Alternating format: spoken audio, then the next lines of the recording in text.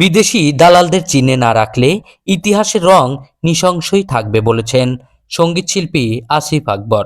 জনপ্রিয় গায়ক আসিফ আকবর ফেসবুকে পোস্ট করেন তার নতুন গান সামাজিক রাজনৈতিক ভাবনা প্রজেক্টের ঘোষণা।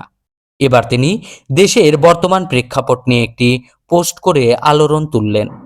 আসিফ আকবর তার পোস্টে লিখেছেন, মহাত্মা গান্ধী, ইন্দিরা গান্ধী, রাজীব গান্ধী, শেখ মুজিবুর রহমান, শহীদ জিয়াউর রহমান থেকে শুরু করে শহীদ শরীফ উসমান হাদিকে, তাদেরকে বিদেশি কেউ হত্যা করেনি, হত্যা করেছে নিজ দেশের লোক, দেশের ভেতরেই ঘাপটি মেরে থাকা বিদেশি এজেন্টরা। তিনি আরো বলেন, নেপথ্যের কুশীলবরা সবসময় থেকে যায় পর্দার অন্তরালে। সুতরাং দেশে মোতায়েনকৃত বিদেশি দালালদের চিনে না রাখলে ইতিহাস রং সবসময় একই রকম নৃশংস থাকবে। তার ভাষায়, এরা সংখ্যায় কম, এদের পৃষ্ঠপোষকরা অনেক শক্তিশালী, কূটকৌশলে সিদ্ধহস্ত।